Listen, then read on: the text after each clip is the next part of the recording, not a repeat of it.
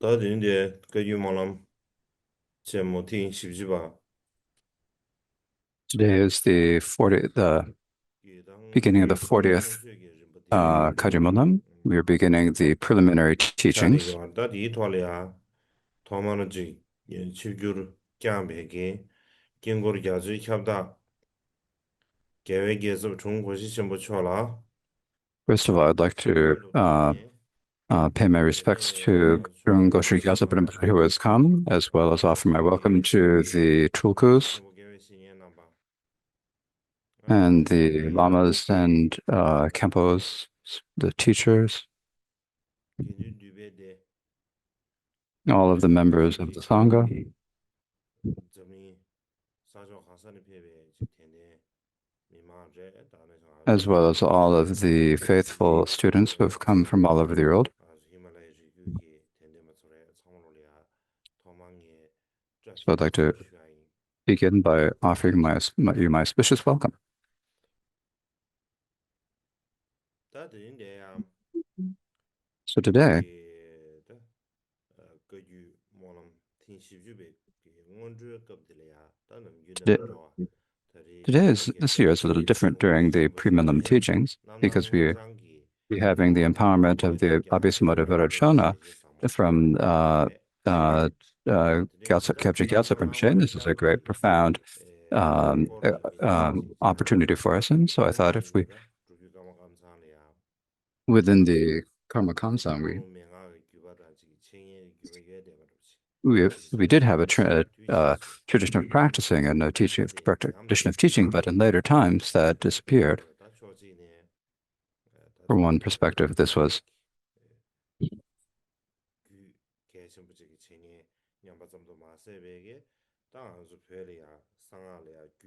no, it's just a question of of course in the Karma Kamsa we've had the practice of the tantras and study of the tantras, but but not the teachings of the Charya Tantra, and so we have not had the complete teachings of the Charya Tantra. And so for this reason,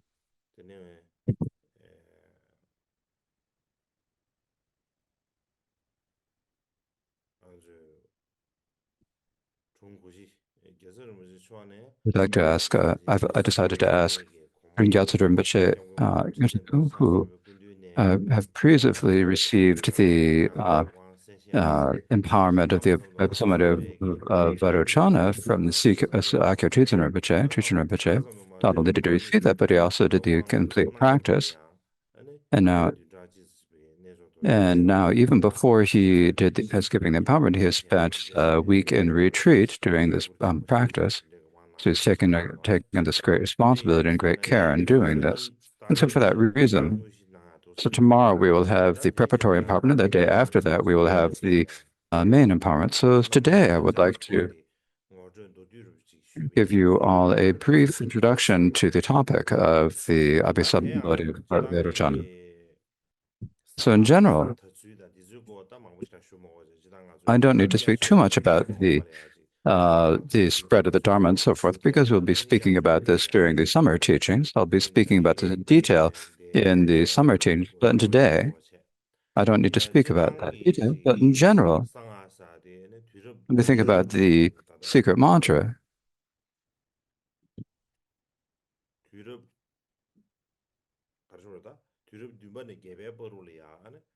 from the 7th to the 8th century, that the tantric teachings spread very widely in India and in the surrounding regions. And that's about the time that began. And so basically around that time that within the Mahayana, there had already been the Dharani mantras as well as other mantras, and also the mantras of the peaceful, magnetizing, wrathful, and destroying as well. So there are also practices and rituals related to the mantras. And so these are all gradually being developed into an organized structure, an organized single system. And at that time, and around the same time, within the Mahayana, they became like very hidden but a very amazing forms developed. So it arose at times it's like a rather amazing appearance of Madhvajra, but it generally it spread within the Mahayana. So, so when we think about the middle way schools, we talk about Madhyamaka schools, we talk about the middle way and the mind only. And in both of these, they did have many hidden and wondrous meditation practice that they began to implement. They basically some tantric meditation practices. And they began to practice them, put them into action. And it was around this time that later it was decided that it was only through this method that one could achieve the ultimate siddhi could be achieved. This is basically saying that unless you didn't practice, unless you practiced the mantra, you wouldn't be able to achieve the ultimate result of Buddhahood. So this is an important factor of the Secret Tantra. And so for that reason,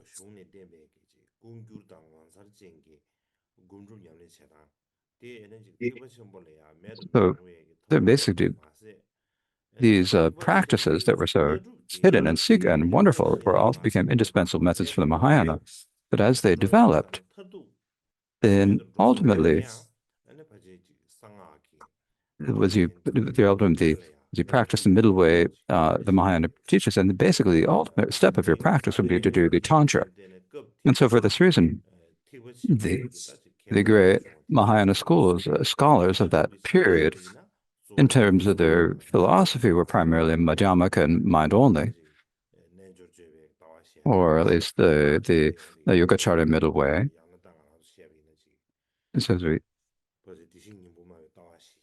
we can also talk about the view of the Tathagata school, but they also began to use in practice, they tend to use the methods of the Vajrayana. So in terms of their philosophy, they're the Madhyamaka, mind only, or the Buddha nature school, but in terms of their actual practice, they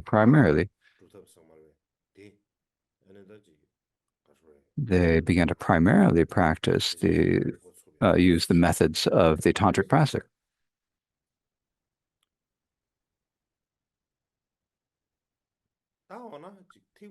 So, and think about how the Madhyana developed in the tantric practices. We don't actually know exactly clearly. We say that it developed, into the Tantra, but we don't know exactly how the Mahayana developed into the Tantra. However, the particular features of the Tantra are not just viewed in terms of solely in terms of the development of the Mahayana,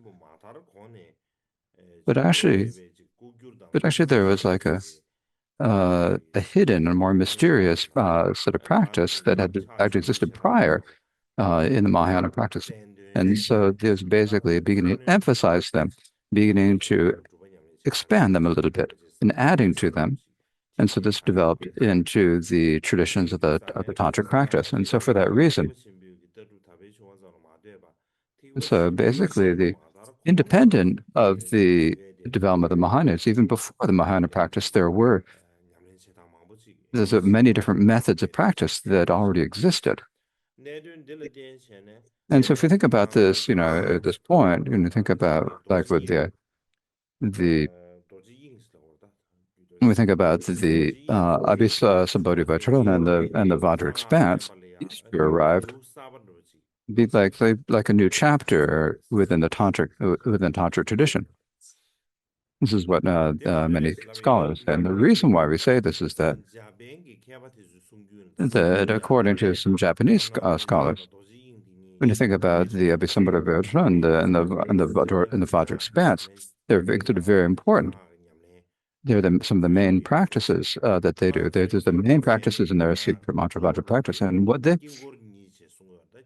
they call these the two main mandalas, and one is the Abhisambodhi Vajra, and the other is the Vajra expanse or Vajra. And what the Japanese scholars they call it the pure tantra. So it's called true me in Chinese, but in Chinese it's called the pure tantra, the clean or the pure tantra. When you talk about we call it being pure, what this means is that it's like like in conscious, like the tantra that existed before that was unorganized or that was kind of fragmentary. Like you have like the different, like maybe the different collections of the collected dharanis. There are many different. So these are like the unorganized or the scattered or fragmentary practices. So in comparison to these fragmentary or unorganized tantras, these are like pure tantra. They're organized and systematic. They're the pure tantra. And additionally, in India and Tibet as well, there are other different ways to classify text. Now, when we talk about the pure and the mixed or fragmentary tantras, that's a Japanese tradition. We think about, and there are many different ways they're described in that the tantras are classified in India as well as in Tibet. But in Tibetan, when we talk about the tantra, we talk about the four classes of tantra. When we talk about classifying the tantra, we talked about the four classes of tantra. And if we compare this to the Japanese system, and then the Japanese system, they don't have the four classes of teaching. They don't discuss the tantras in that same manner, but they do have something that's similar.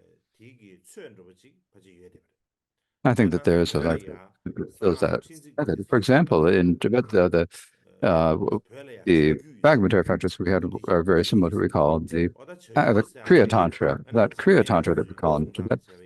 And so if we think about the Kriya Tantra, these are what, according to the Japanese scholars, included in the mixed or the fragmentary tantras. And so we can say that these are correspondence between the two. When we think about the Abhisambodha of Vairocana, it is a Charya Tantra. And so like in the Tibetan tradition, we say that the Abhisambodhi of Vairocana is a Charya Tantra, right? If you think about the Dorje, the Vajra Expanse Tantra, according to the Tibetan tradition, it's called a Yoga Tantra. And so for that reason, the Vajra Expanse, there's also practice of it that's in Japan. And after the Vajra, the Expanse,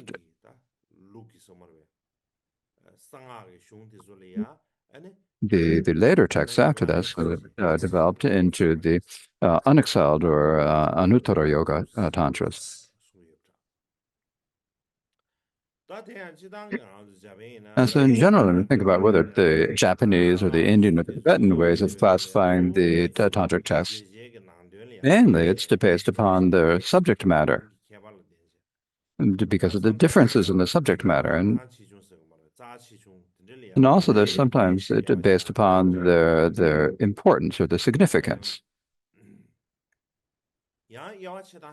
Another way to think about is if we think about it in terms of the chronological of the order of the text's appearance, we can say that to do that, so some Japanese scholars prefer to call,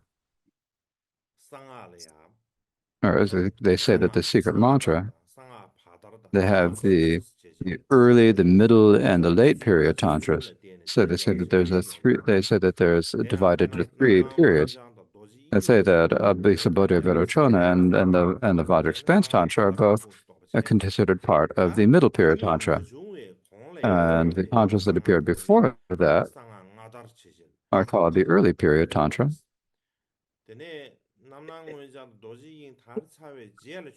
And the tantras that appeared after the Abhisambodhi of Vairocana and the Vajra Expanse appeared are called the later period tantras.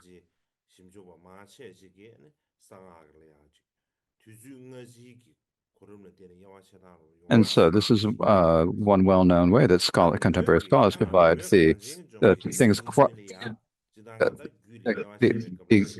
When we're explaining this, there's many different ways of doing this. So we can talk about in terms of there are two different.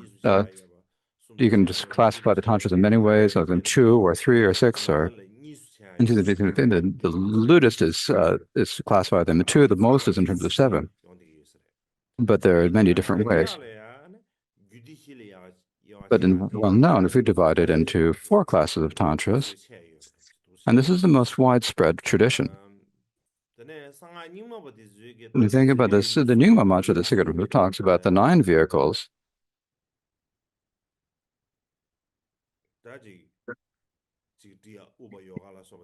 They talk about the Upa Yoga and the so forth, right? And this is a special way. This is a particular way. But with all the others, the Kajin, Sakyu, the Galu, the Jonang, and the Shalu, all of these other traditions present and primarily use the division into the four classes of tantras. And I think that the main source for this the main source for this division into four is from the explanatory of Vivadra, the Vajrapanjara. But it says, for inferior beings, the Kriya Tantra, for those beyond the Kriya Yoga, for supreme beings, Yoga Tantra, and for those beyond the unexcelled. So I think this is the main way of dividing it into four. This is the primarily, mine is according to the Vajrapanjara. The reason why we divide this into four tantras is explained. There are many different ways that this is explained, of course. There's the Samputa Tantra, which is an explanatory tantra common to the Havajana Chaksa, which says, and smiling, embracing, holding hands, and embracing these four types of body as the four tantras. And so, in this way, there are the four different types of taking desire onto the path.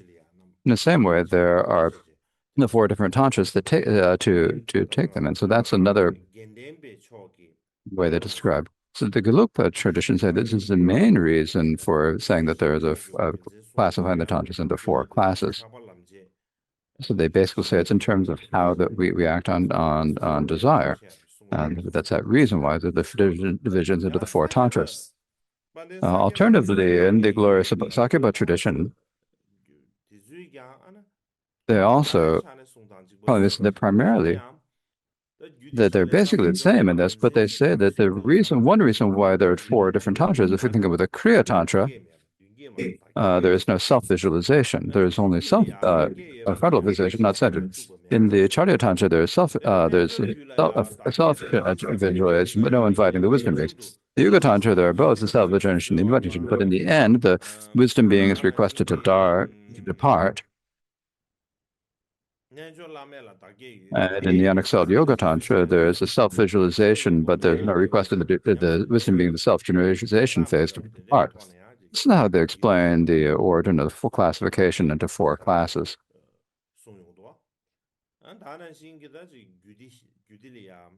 So, and the reason why there are many other reasons for talking about why there can be four classes of Tantra.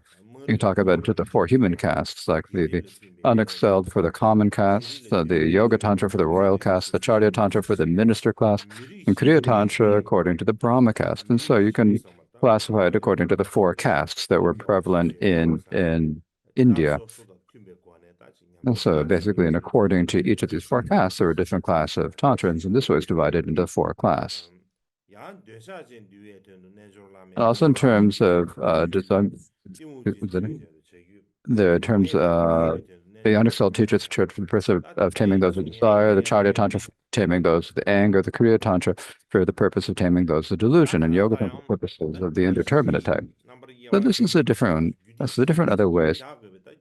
So the reason why, many different reasons why there's four different concepts, and I don't need to go through each of them.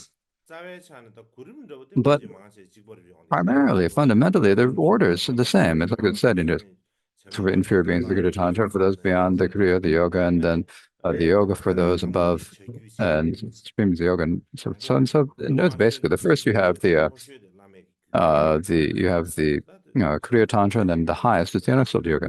So the Kriya, the Charya, the Yoga, and the unexcelled Yoga Tantras, and these four classes of Tantra.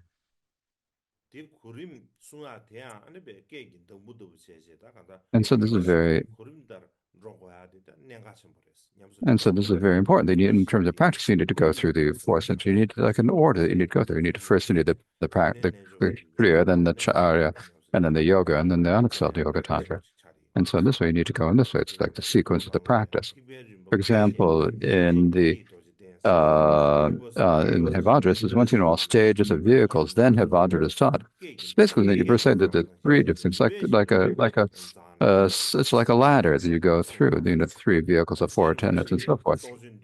And Joe Tsongkhapa also said in his that one doesn't, if you don't know the man or the path of the Lord three times, you can decide that the Angsal Tantra is the supreme among tantras, but basically it's just a SESC. In order to really understand the profound points of this, you need to understand the lower classes of Tantra. You need to study and practice them. It's very important. Otherwise, if you think that secret mantras, you can say that it's very profound and very effective orally, but you won't really know the actual important points that make it so profound. Likewise, also in the great text of the great stages of the mantra practice, and he says that if you don't know the distinctive features of what kind of path exists in these lower tantric classes, it's because one will not know the uncommon paths of the higher ones. So if you do not know the lower tantras, you won't know the higher one. So when you study, and when I've studied this in the past, and I think that it really is like this. When you study and if you want to know the important points and to develop the power for promoting them, in order to understand how important they are, first you need to practice the lower chantras, and you need to practice them. You need to know the lower class of chantra. Likewise, in the ways that we practice the unexcelled chantra, fundamentally, you need to have like the fundamental practices, the practices of the Kriya Charya and Yoga Tantras, and as you improve your practices, then eventually be able to get to the Yoga Tantra, to the unexcelled Yoga. So, first of all, you have to have the fundamental practice, and if you don't have that, then you jump from that. You think that the unexcelled is so important and think it's so well known and so famous, but it's actually then difficult to actually get there.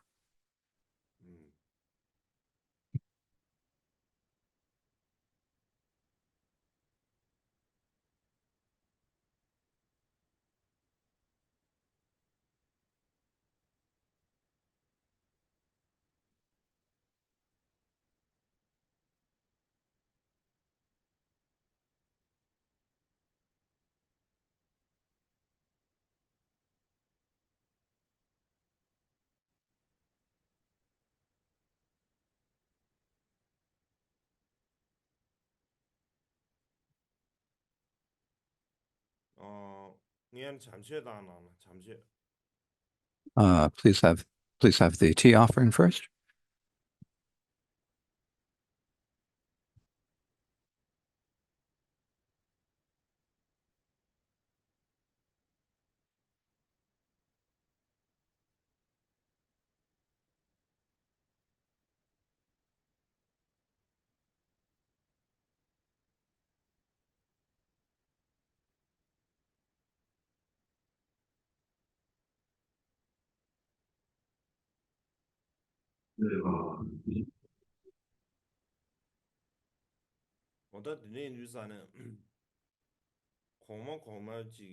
And so for that reason, if we want to practice the higher, we are able to do that. We need to practice the lower tantras, and if we want to do this, it is important for us to practice the lower practice. This is a very important point. Normally, when we recite tea offerings, we say the four tantra classes, Kriya, Charya, Yoga, and Exalted Yoga, where the teacher taught himself to the outer and secret Idam deities and make offerings. So this way we make offering to the yogas to the deities of the four classes, and we have this tradition of making this, but in actuality, as said before, if we want to do we have the complete practice of all of these, then I think it's actually difficult to say that we have them. In the past, we did, but right now, we don't have, do we have the complete practice? Do we have the pith instructions of the four classes of Tantra? That's difficult. The reason why that is difficult to say is that within our own particular special tradition, in terms of the Kriya Tantra, we only have the practice of Akshobhya. We don't have any from the Charya Tantra and the Yoga Tantra. Then we only have in the Yoga Tantra, we only have the practice of Sarvavid. And so it's like it's not complete. We don't have all the four tantras incomplete. And then it's like in terms of tradition, we don't have the complete full teachings of the Tantra. And so I think this is actually great, a hole in our teachings. Because of this great hole in our teachings, I think it's important for us to do this. And in particular, if you think about the Charya Tantra, the Abhisambhati of Vairocana, there's a story about how the Kadamba masters considered this to be really important, really significant. And like they tried to receive the empowerment. They were like a thirsty person trying to find water. And also, if we think about the Buddhist history in general, in terms of the world history in general, if we look in terms of the Buddhist history in general, in the past in China and later in Japan and other countries, one of the most important secret mantra texts was the Abhisambodhi of Vairocana.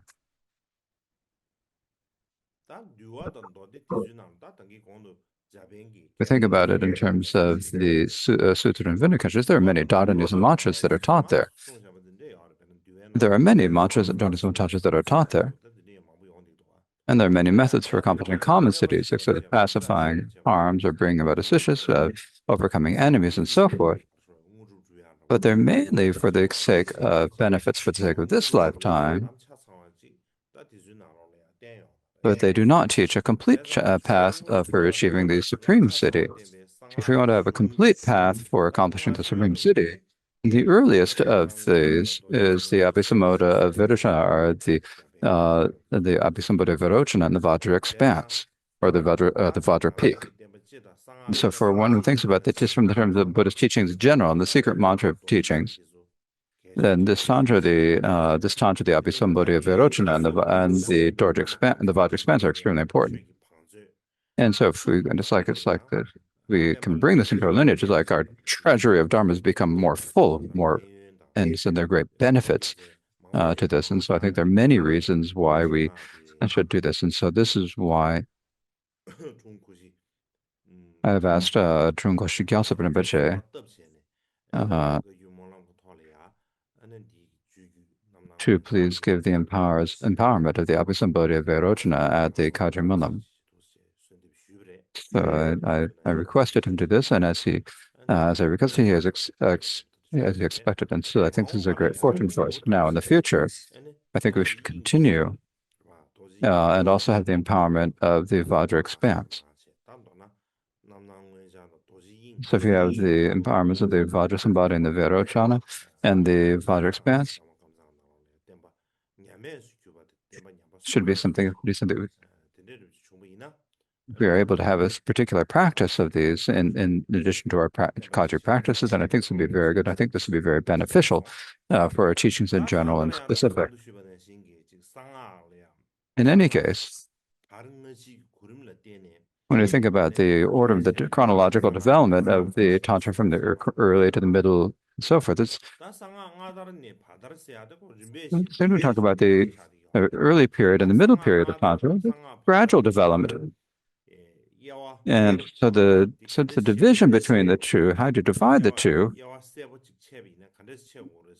we want to know how you can clearly distinguish them. It's actually difficult. It's very hard to have the clear division. However, think about the characteristics of the earlier and the middle periods. In fact, the earlier times, the middle period is like the Abhisambodhi of Vairocana and so forth, and the earlier period would be like the reciting the mantras and dharanis that were taught during the time of the Buddha during the Buddha's lifetime. So there are many of these that are fragmented or scattered throughout the Buddha's teachings. And so if we actually have to talk about the characteristic of these two, then in general terms, the early period Tantra followed the direct manner of the Buddha's direct teachings. The main purpose being to attain happiness in this lifetime. Think about like the Marichi or the White Parasol and so forth. There are many of these that were taught during the Buddhist life. There are quite a few mantras taught at this time. And we look at the main purpose of these are to bring us happiness, pleasure in our visible lifetime. Primarily, they're focused on achieving like uh, so we talk about there are some in the Vinaya rituals. So like the rituals for snake bites. If you're bit by a venomous snake, there are rituals that you do when you have a snake bite. And so there are many of these particular dharma images, and these are primarily for the sake of economy, to avoid to counteract harm and develop auspiciousness. So at that time, also when we think about doing this very early period of tantra, though there were of course mantras and mudras and dhananis and much of and visualization practice and so forth, there were a few of them. But there was not like a whole lot of a connection, intention to like an organized relationship between them. You had dhananis, you had mudras, and you didn't see how do you combine the visualizations, the mantras, and the mudras and the dhananis, and put them in an organized way. Likewise, there are many mandalas that were also taught, but they were sort of developing, but they were not like full, completely development mandalas. And so, in comparison to that, the middle period tantras had developed greatly since that. For example, the Abhisambodha Vairochana and the Vajrayana Tantra, in terms of comparing it to the early tantras, is like, for example, the teacher of the Vairochana is the teacher of the mantra, and the main practice of begin achieving the ultimate goal of changing the state, the supreme city of Buddhahood. Likewise, there's like a great sort of integration of the Mahayana philosophy and tantric methods together. It's a very deep connection, and so when you're doing the practice as well, the yoga of the three secrets of body, speech, and mind was emphasized, and so in this way, the deities were incorporated into the mandala. But there are reasons for each of the deities within the mandala. They just weren't things. They weren't just put there as drawings. They're actually the reason and an organization structure for how they were there. And so they had a very profound organization compared to the early tantras. And so for that reason,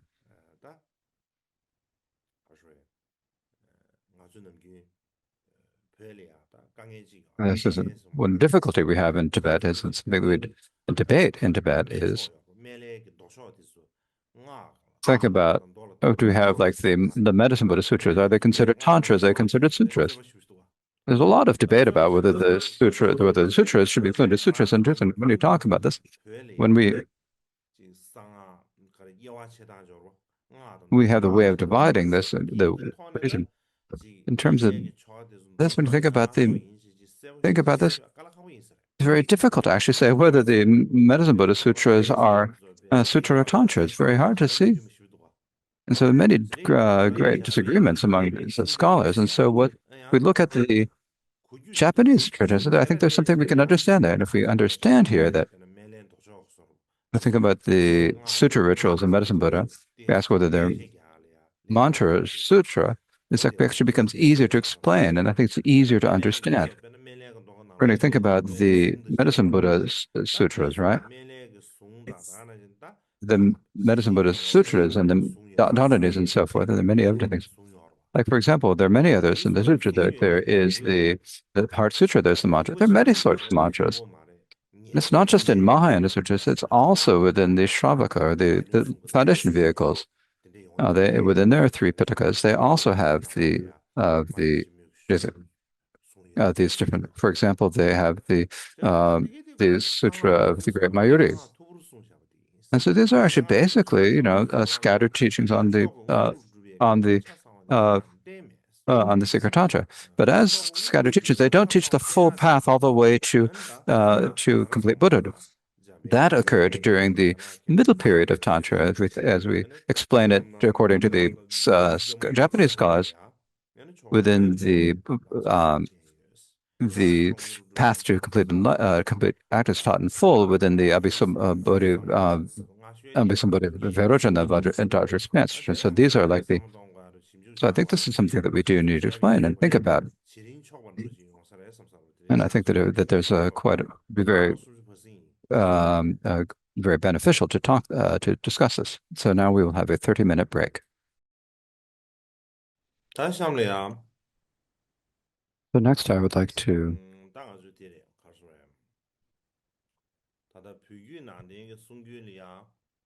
now what we're in terms of the Tibetan Buddhist tradition. When we talk about the classifications of Tantra, we talk about the 4 classes of Tantra. This is how we describe it. And among the 4 classes of Tantra, the Charya Tantra, if we ask where the Abhisambodhi of Vairochana is included in the 4 classes of Tantra, it's included in the Charya Tantra. Now, what is the reason why it is called a Charya Tantra? So it says in the Compendium of the Wisdom Vajra that which is accomplished and which accomplishes by thoroughly defining the hand merges and characteristics of visualizations is the Kriya Tantra, which teaches the very expensive active action is about the Charya Tantra. So basically what this is saying that we'd have emphasis on external objects of various different types of external activities, then that's Kriya Tantra. In the Kriya Tantra, you have a lot about cleanliness and so forth. And if it teaches a lot about that is Kriya Tantra.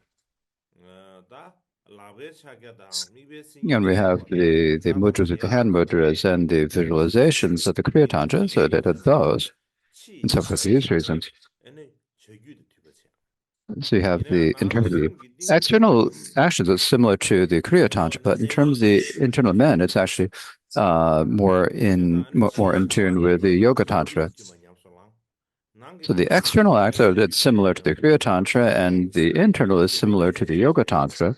You practice them in this way, so it is called the Charya Tantra, or the Tantra of conduct. Now, when you think about the Charya Tantra, we want to think about like examples of the Charya Tantra in Tibetan. The primary one is the Abhisambodhi of Vairochana. Now, aside from the Abhisambodhi of Vairochana, the main Charya Tantras that you would want to point at, what are the other ones, the main one is the Vajrapani Abhisheka Tantra. So there's a Tantra called the Vajrapani Abhisheka, or the Vajrapani Empowerment. So generally within the Charya Tantra, if we split the internal, we say that there are 3 families.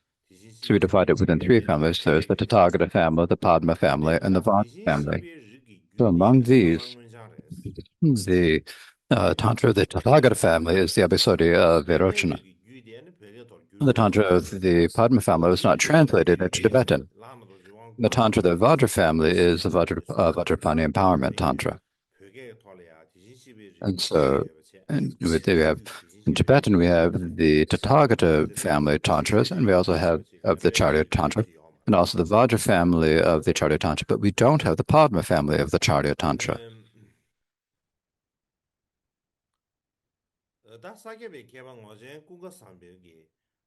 Now, according to the Sakyabhakata Kugyen Sampa, if you teach the self-generation but do not intend inviting the wisdom beings, this is called the Charya Tantra. And so for that reason, he said that there are actually many different Charya Tantras. In his general teachings discussion of the Charya Tantra, he talks about the Drishimula Tantra, the Ekavira Sadhana, the Maricha Vikalpa, the Achala Vikas, and the Tamer Spirits Tantra. And he talks very different. He talked about several different authentic Charya Tantras. He talked about 9 different ones. And among them, for example, the Vajrapani Tamer Spirits is one that is also found in the Knowing One Frees All collection by the 9th Karmapa Wangchuk Dorje. And so in this way, there is the practice of this within the Karma Kamsan tradition.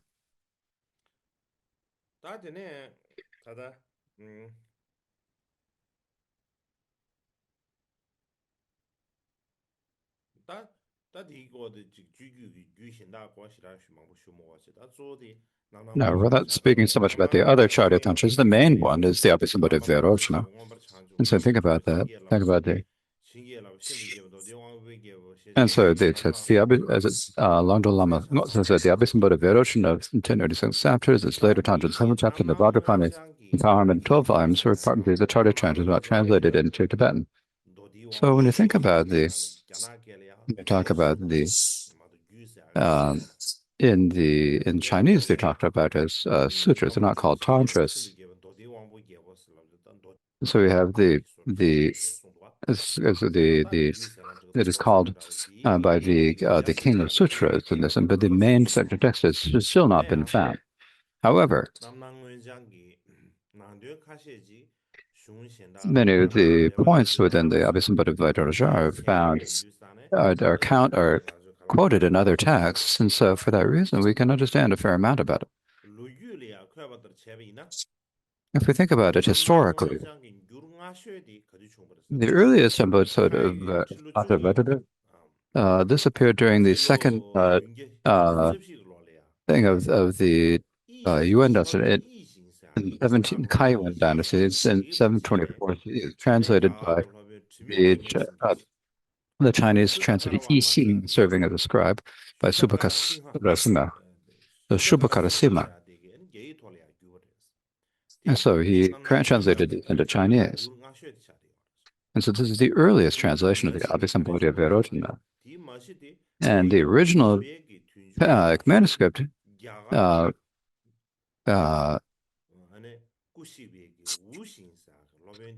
this was to be from the belongings of the master Wu Xing, passed away in India at the end of 7th century. So there is this original Sanskrit manuscript.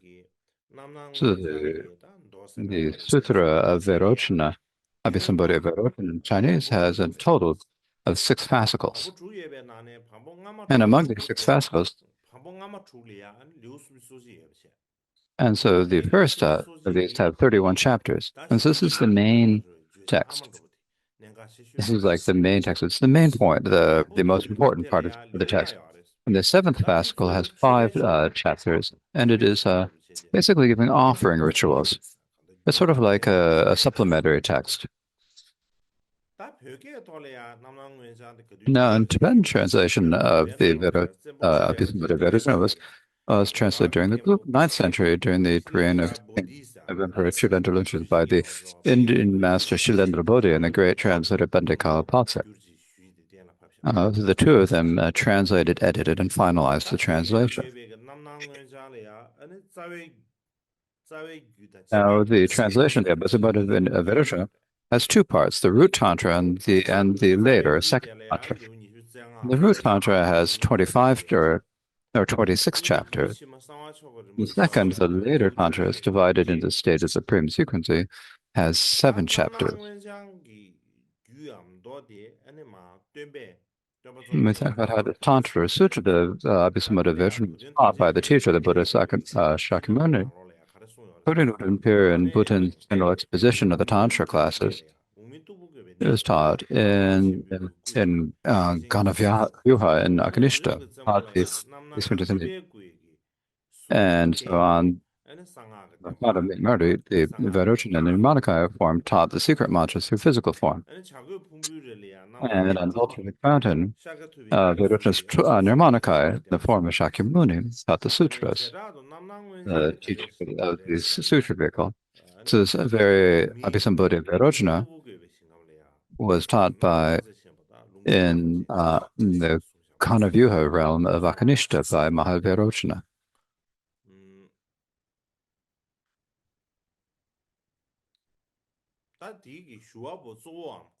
And the main person asked for the main request person for this was Vajrapani.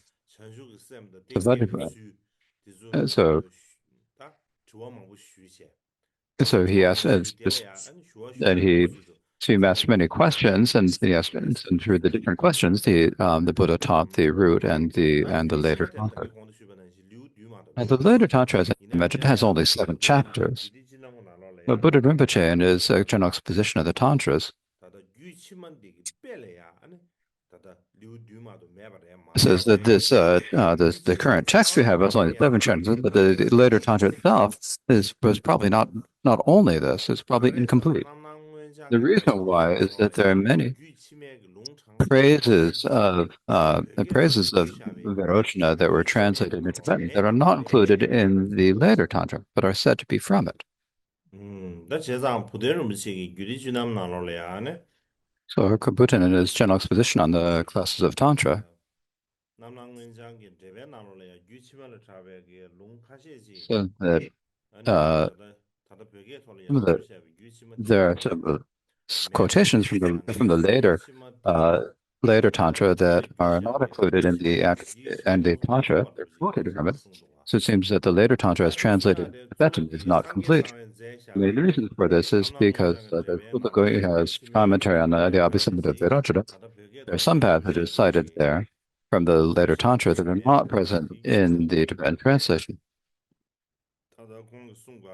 And so for that reason, this is the reason why Putin Rinpoche said this, it seems.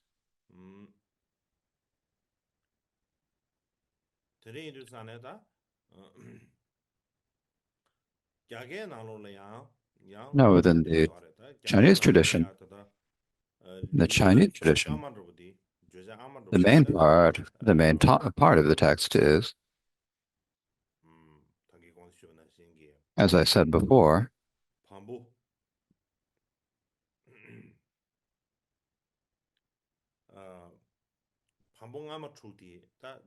as the first six of this, either the main top part of the Tantra, and the seventh has the five chapters, as I said. And this is primarily on often rituals, and this is some researchers say that this is written in Chinese by the translator of this into Transcript named the Shubha Karasima himself. So they say it was written by the translator. In any case, the primary part of the Abhisamyutta Virachana is in the sixth chapter. In the first chapter, which is called, is a little I don't know whether it's the same in Tibetan or the Chinese, but the one in Chinese is called Entering the Mantra Gate to Indwelling in the Mind.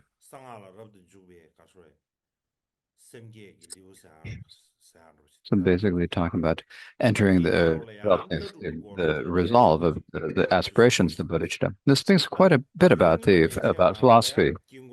The second one probably teaches about the mandalas and mudras and the sacred mantra practice. But the first chapter primarily teaches about the philosophy. Within the first chapter, it talks about how Vajrapani asked a question to the Tathagata what is the method for achieving the omniscient wisdom? What is the basis of the philosophy? These are some very important sentences. And what it says here is that it's about three important sentences. The first is the cause is bodhicitta, the root is great compassion, and the ultimate is the mean. So these three sentences are like the foundation of the first chapter.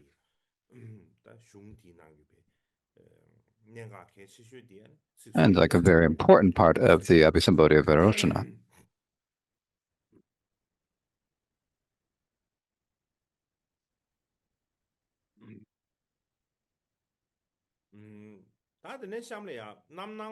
And next, we talk about the Tantra or Sutra of the Abhisambodhi Virachana. How did it appear? The way it appeared is that, but present, these contemporary researchers says that prior to the Abhisambodhi Virachana, there were several tantric texts. For example, certain there were. For example, previously there had been translated in Chinese. Before the Abhisambodhi Virachana had been translated, there were some texts that were translated into Chinese. The collection of sutras, of mantras, the Ushnisha Chakra, a single signal syllable, the Siddhi Tantra, and Subahu Parikrita, the Tantra questions of Subahu. And there are other, in addition to those, there are texts translated into Tibetan, such as the Vajrapani Abhisheka Tantra and the Vajravitarana Tanari. And all of these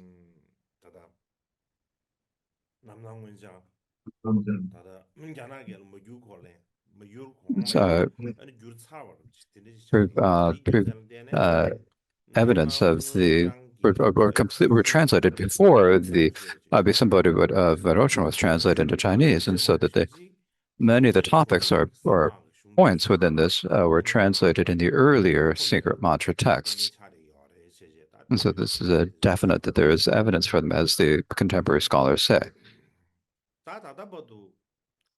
So up to this point,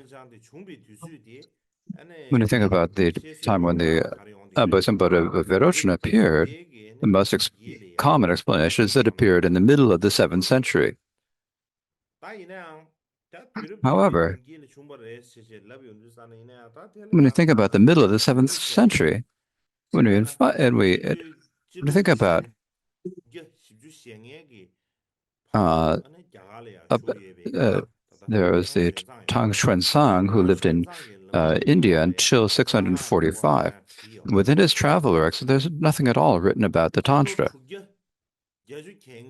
But the travel records of Wu Xing, who went to India around 685, and within the records of his travels, he says, recently heard that the Mantra teaching are greatly respected throughout the countries.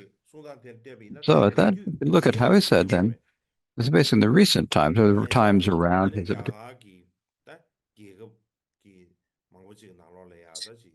Many of the Indian countries of many Indian kingdoms at that time had great respect and interest in the secret mantra, in the science of mantra.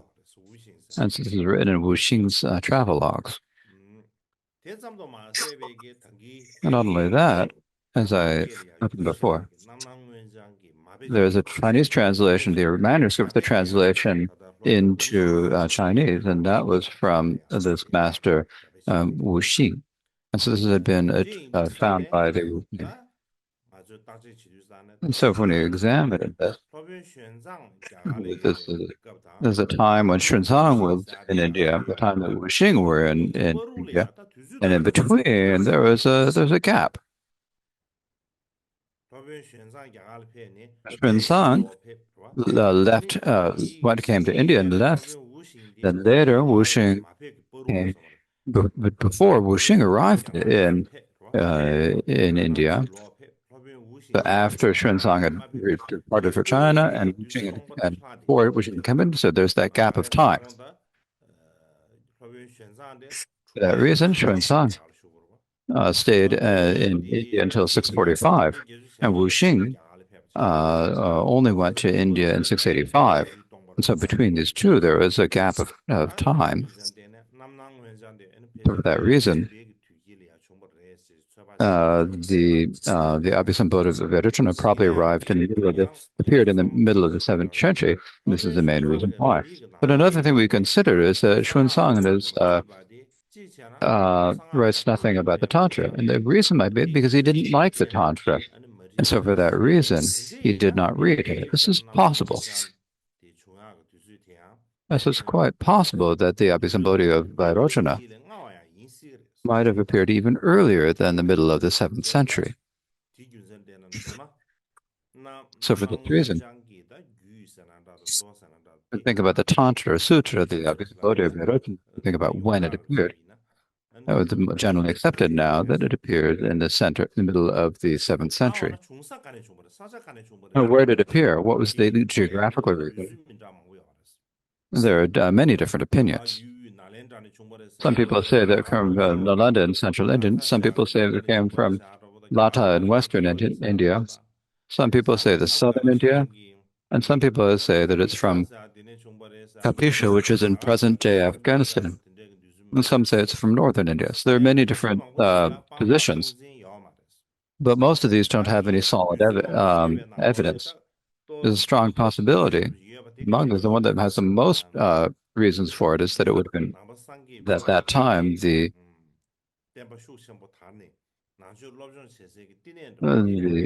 Hubba studies that were in India after the Buddhism had spread widely was Nalanda. And so there are more reasons to it was written in Nalanda. Or you might say that there are more reasons to say that it was written in Western India. In any case, it's said that by the early 8th century, the Abhisambodhi of Virochana uh, had become spread among the powerful Rajput tribes and tribes and mountain peoples North India. So and also among the mountain peoples of these. So we can understand. So by the beginning of the 8th century, the Abhisambodhi of Virochana had spread rather widely in northwestern India. Likewise, one traditional explanation, according to Japanese and Chinese sources, is that there's a short and a long version of the Abhisambodhi of Vairocana. So these days, the extant versions of the Chinese translations of the Tantra Sutra of the Abhisambodhi of Vairocana were taken from a longer version of the sutra that had previously had like 300 volumes and over 300,000 verses. They were taken from this, and that created the tantra that is extant these days. So this is written in the commentary on Mahavirochana Sutra, written by the Tang master Yi Xing. The first fascicle of this treatise writes about this subject. Likewise, a very famous Japanese tantric master, the person who spread the secret mantra to called a Fuhai Shi in Chinese. If we translate his name into English, it would be the ocean of emptiness. And so he was also very influenced by this explanation, and he wrote a text called the Tao Te Ching Kai Ti, and he wrote not only the short and long versions, but there's even a third one. Like there's a short, middle, and long. Like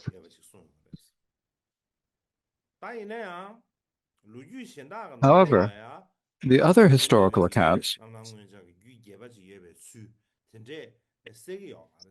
do not explain that there is a long version of this. So many contemporary scholars say that this explanation of there being a long with 100,000 stanzas was probably just faith and belief. If you actually look in terms of history. Another thing that some researchers say that if you look at all of it's quite possible that there is a long tantra, because if you look at there's the we know that there is the supplementary chapters, there are the other texts on this and other texts you can buy. If you put them all together and gather them into one, if you put them into one, you have a long. It's not impossible that you could have had a long tantra. They said that it's in any case, what we haven't seen is considered in terms of the long and short versions. This is the short version.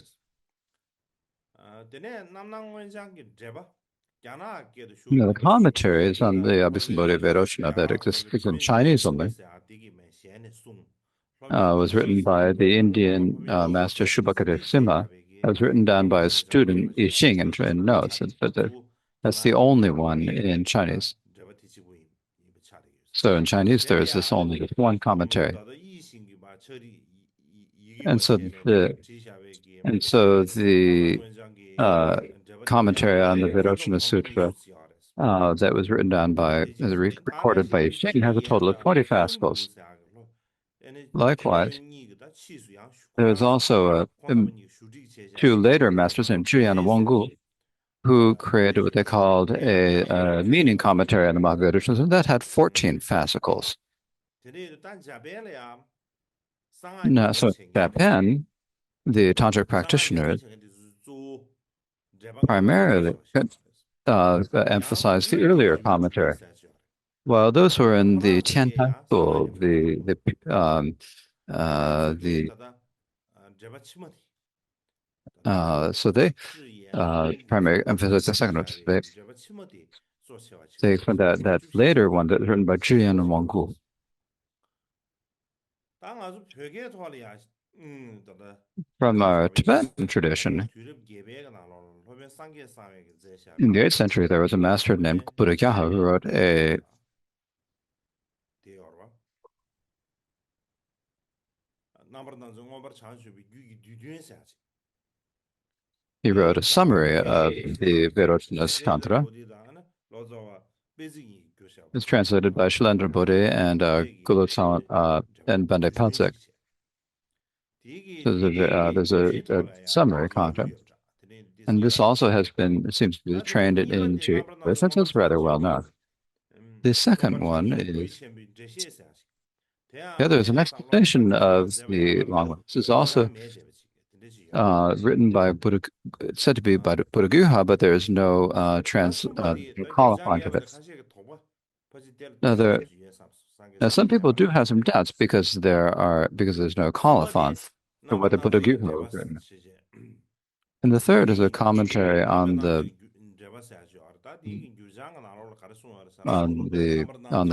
Vairochana, what it says there. It's called a textual commentary on the Sutra of the Abhisambodhi of Vairochana.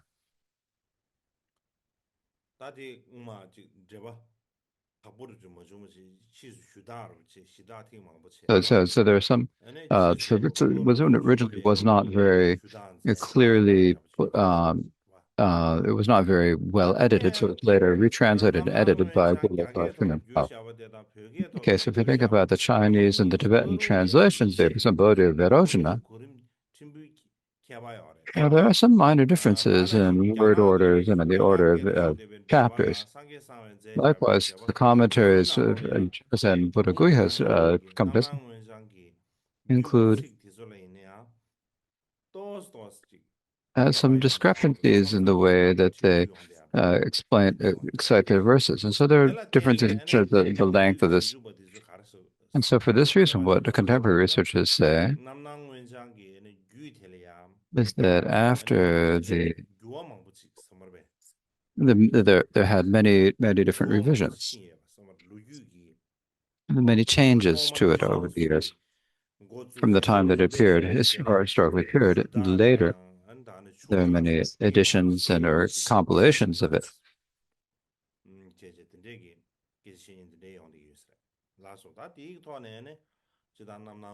So this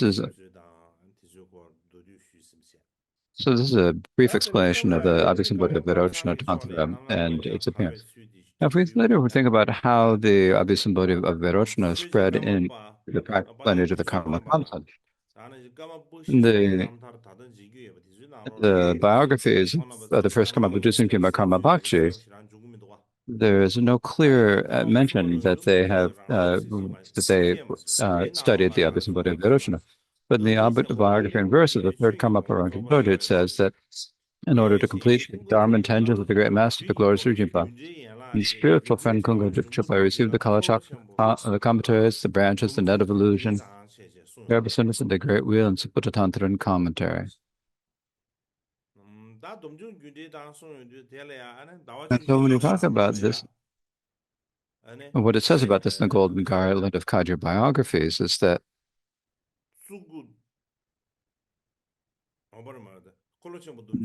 this included it. So it speaks about Ushnisha Vairochana and the net of illusion also and so when the Golden Garland of Kagyu biography is described, they say that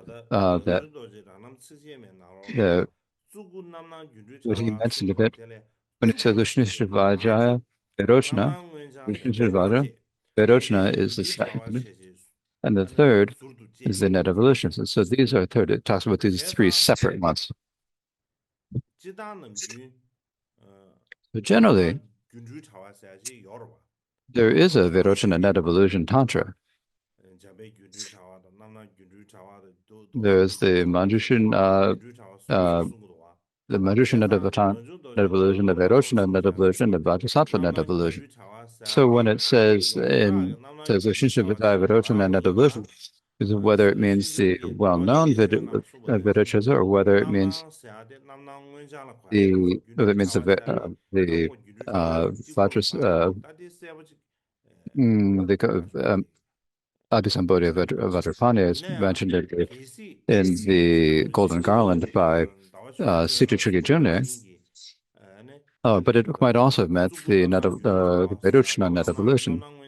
The reason why the Sugijun said if it means that, then that means it would mean that Vairocana means the Abhisambodha Vairocana. So then it would mean that the Abhisambodha of Vajrapani then first appeared in the Karma Kamsan during the time of the third Karma Prabhu Vajra Dorje.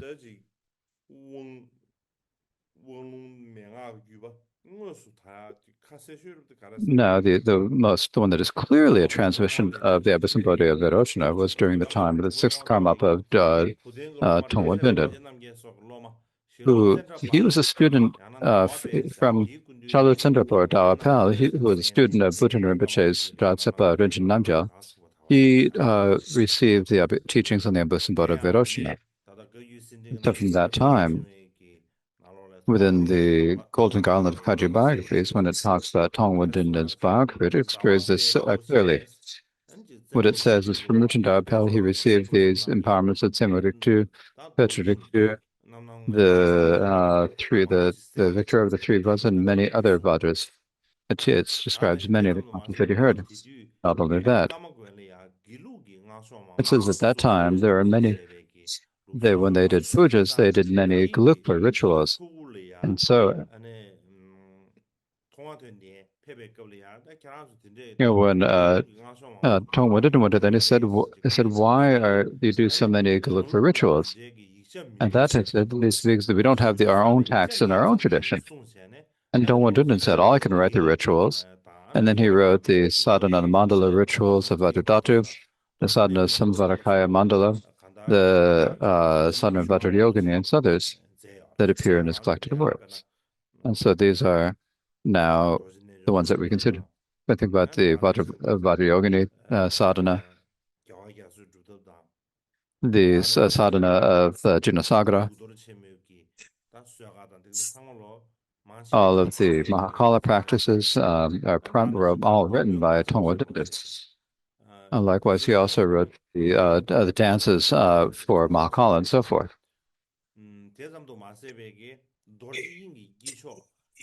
He also wrote the Mandala ritual of the Vajra expanse, called The Delight of the Fortunate Eon. This has been, I think, the person who requested him was Goshri Paljur Penga Jamba Sambo and others, as they encouraged him to write it. So, Tongwa Dindan definitely passed them, received them, Sendrapa, and he passed them on to Goshri Paljur Dundra Penga Jamba Sampo. These included the transmission of Vajra, the Abhisambodhi of Vairocana.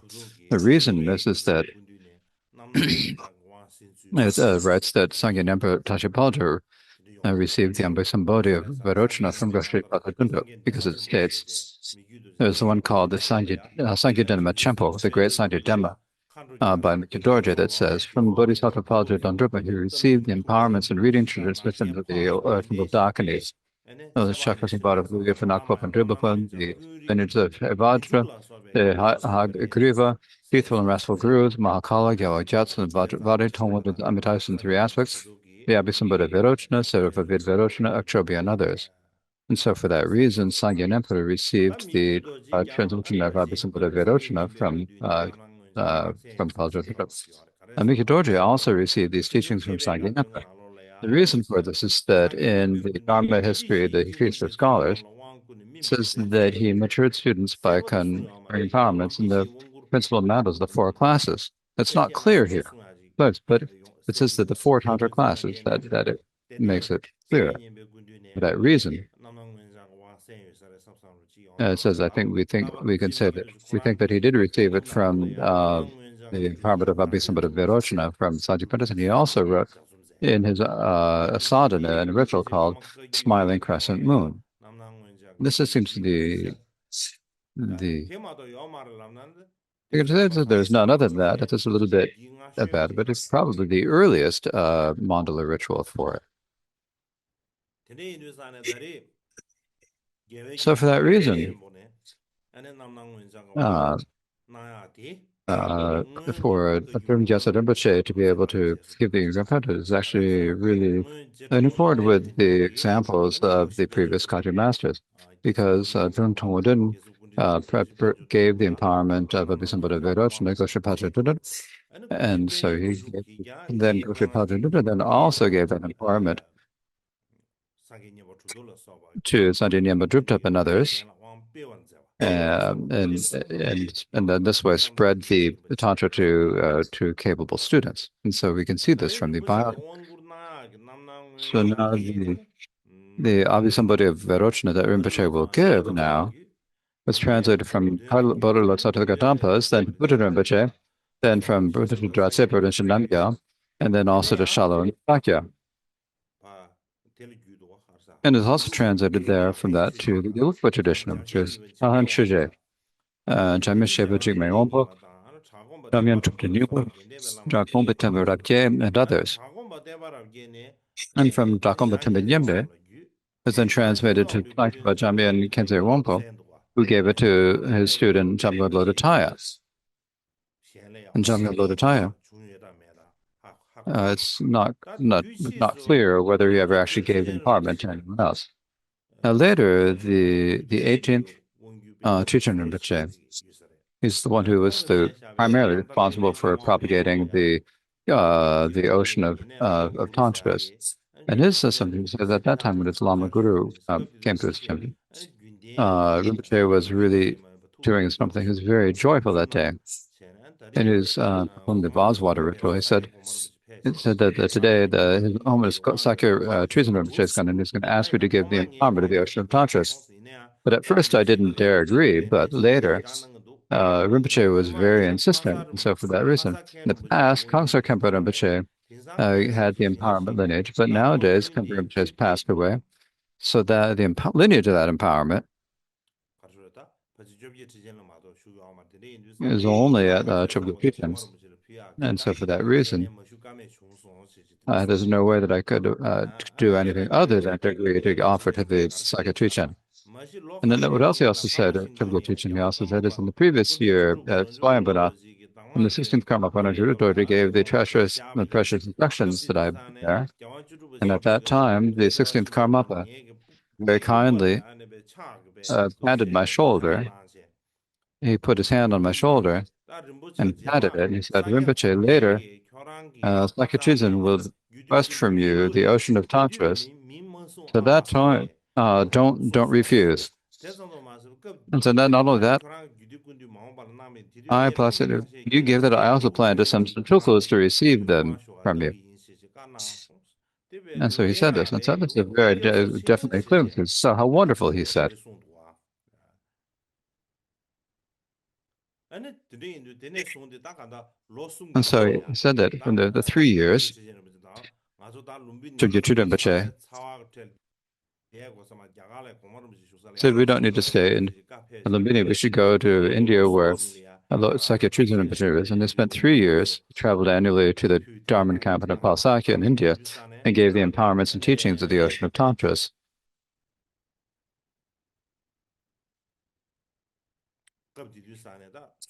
And so at that time, it's primarily in the area of the Sakya calendar in Rajapur.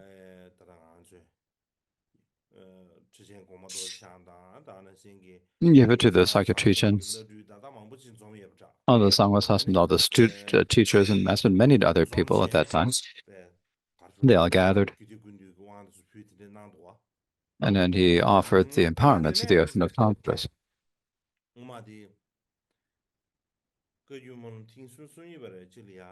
So I think during the 32nd Kagyu Molam, we invited the Lord of Refuge, the Kyabdo Trichin Rinpoche, to come to the Kagyu Molam, right? And at that time, he also gave a talk.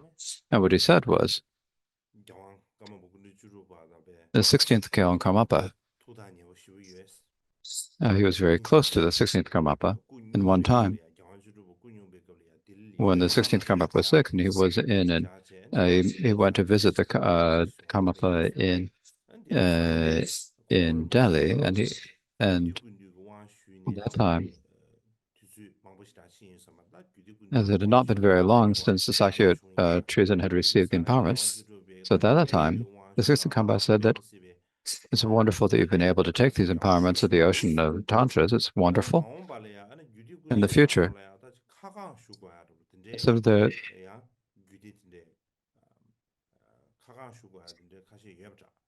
there are a few tantras that we need to fill in it. So please, you need to give them all of them, including the supplementary texts. And he said it's very important. And so for that reason, for us to be able to have the empowerment of the Abhisambodhi of Varochana from the ocean of tantras is actually very much in accord with the intentions of the 16th Karmapa in order to fulfill this intention. This is a great way for us to to serve him in this way. And so for this reason, we can take this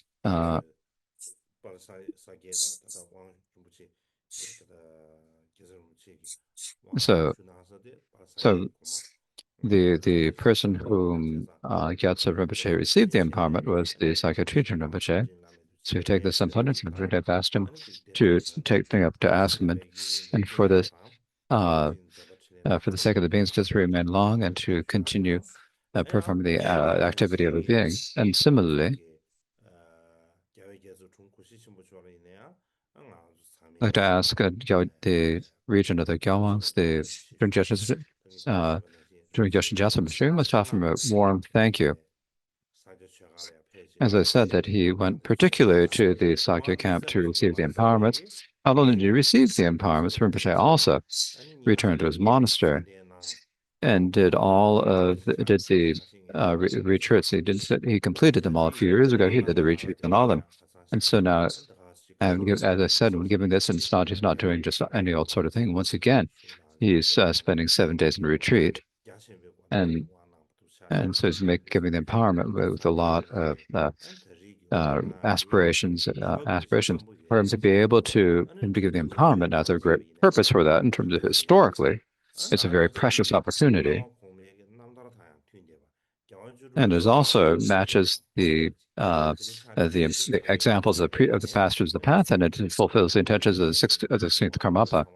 And so tomorrow and the next ceremony, the preparatory and full empowerment, so please everyone.